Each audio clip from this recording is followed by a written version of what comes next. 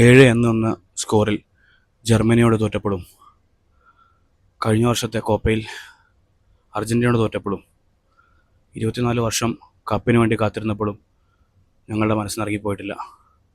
ഇനി ഇറങ്ങിപ്പോവുകയില്ല. അന്നും എന്നും മഞ്ഞപ്പടയ്ക്ക് വേണ്ടി മാത്രം മനസ്സ് കൊടുത്തവരാണ് ഞങ്ങൾ. ഇതിലൊന്നുമല്ല സങ്കടം. കളിയാകുമ്പോൾ തോൽവിയുണ്ടാവും, ജയമുണ്ടാവും.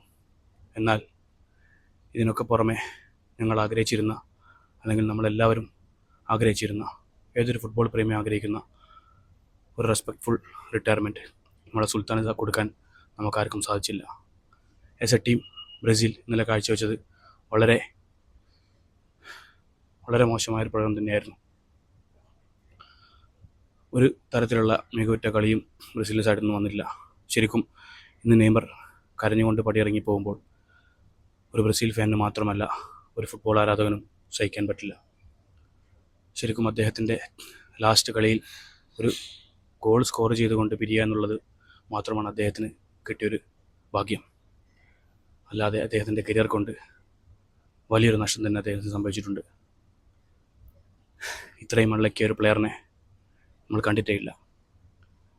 തികച്ചും എല്ലാവരുടെ മനസ്സിലും എന്നും അദ്ദേഹം സുൽത്താനെ തന്നെ വാഴട്ടെ എന്ന് പ്രാർത്ഥിച്ചുകൊണ്ട് വിവ ബ്രസീൽ.